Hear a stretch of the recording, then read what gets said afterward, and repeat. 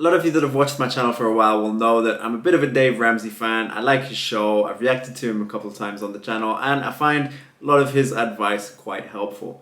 At the same time, I also really like guys like Robert Kiyosaki, the author of Rich Dad, Poor Dad, which I recently finished. And it's funny because when you look at Dave's approach and you look at Robert's approach, it's two very different ways of getting you to the same point.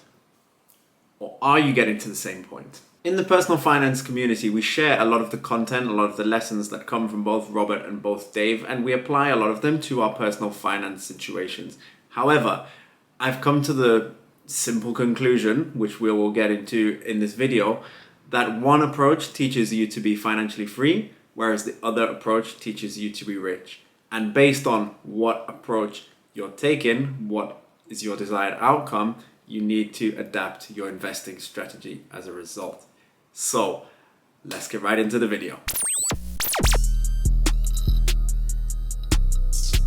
Welcome to Millennials of Money. My name is Johnny and thank you for joining me for this video. Now, before we get into the differences, let's have a look at the similarities between the two approaches. One thing to note just before we get into the comparison of these two approaches is that to simplify this and to make it a little bit more relatable, because not everybody applies Dave Ramsey or Robert Kiyosaki approach to 100%, we'll call one approach the financial independence or the financial freedom approach, and we'll call one the get rich approach. So first of all, both approaches will require some basic understanding of finance and of financial literacy. So being able to budget, knowing what savings accounts are, knowing a bit about investing, etc., etc. Closely linked to that, both approaches understand that wealth is built through assets, not through liabilities. So remember, an asset is something that appreciates in value or generates you income, and a liability is something that loses you money or depreciates in value over the long term. And both approaches come with the objective of you having freedom in your life, although I would say that that freedom is subjective and each approach defines freedom differently. And now if we go on to the differences, so let's start with the definition of freedom in both instances.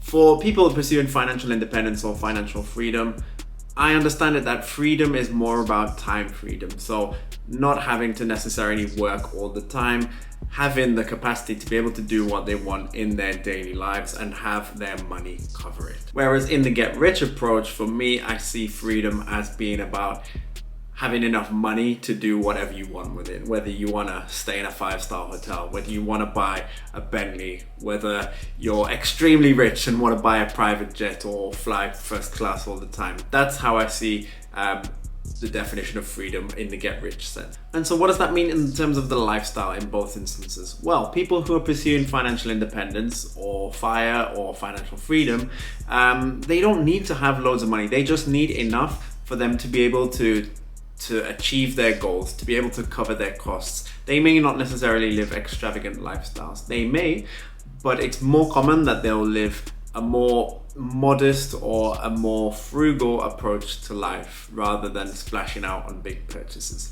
People who are pursuing or who have achieved financial independence may be rich, they may have a lot of money, but it's not been the prime goal of their journey generally to have a lot of money unless they're pursuing something like Fat FIRE.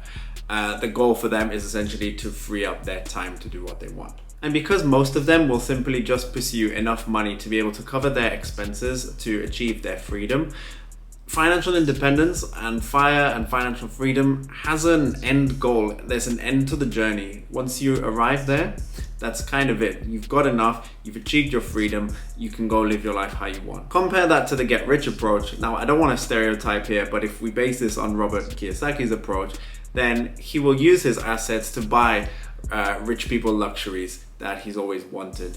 And there's no real end goal to the pursuit of getting rich. Robert Kiyosaki is financially independent, could retire, but decides to keep going because he loves what he does and he essentially wants to make more money. And so does someone who's pursuing financial independence perhaps take a different approach to someone who's trying to get rich?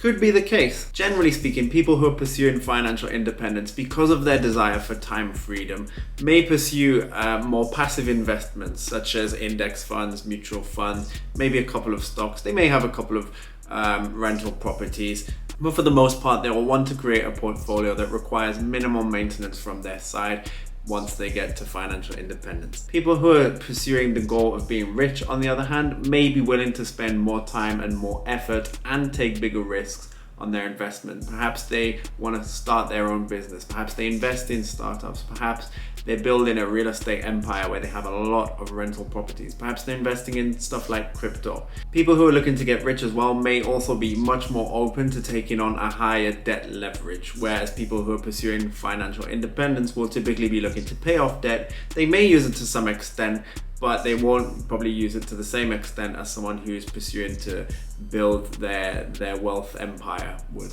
An additional point to talk about here, which is interesting, is that a lot of people who pursue financial independence or FIRE may be pursuing that within their existing lives. They may have the goal one day to retire to a different country, move abroad, somewhere cheaper, etc.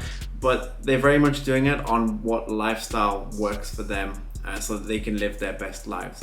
Meanwhile, a rich person may completely move out of the country for the simple fact of optimizing their tax and being able to lower their tax and build their wealth, because for them that's the ultimate goal, to be rich and maximize their wealth. So they may be more open to making moves like that. So what does this mean for you watching? Ultimately, I think it comes down to what you want out of life. Are you actively trying to be rich, to be a millionaire, multimillionaire, billionaire, whatever? Or are you simply pursuing your financial independence number, or being financial independent so that you can have time freedom and be free of debt, for example, from your life? If you're pursuing financial independence, then for me, it wouldn't make sense to take on big high-risk investments and leverage debt to build a real estate empire, because you want to retire one day. That real estate empire is gonna take maintenance and a lot of time and effort from your side, which, if you're trying to get back your time, is probably not the right thing to do.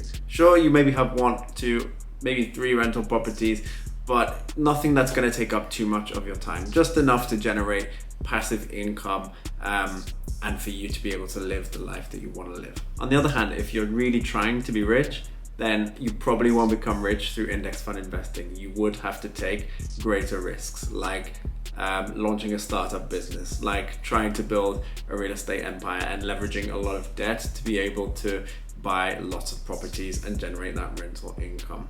So what I'm trying to say here is that not all the investing, not all the entrepreneurship, not all the business advice, tips, snippets that you see on social media are applicable to you. You need to really think carefully about what you're trying to achieve, and you don't want to take on too much risk. You don't want to be not doing enough at the same time, and you really need to figure out what works best for you based on what kind of freedom you're pursuing. I hope you found this video interesting and thought-provoking on this topic. So if you do have any thoughts and you'd like to share them, please leave a comment. I'd love to know what you think. Now check out these videos if you enjoyed this one. And if you're not yet subscribed and you want to see more content like this, then make sure you hit the subscribe button with the notification bell so that you don't miss a single update. I'll see you on the next one, and let's get this money.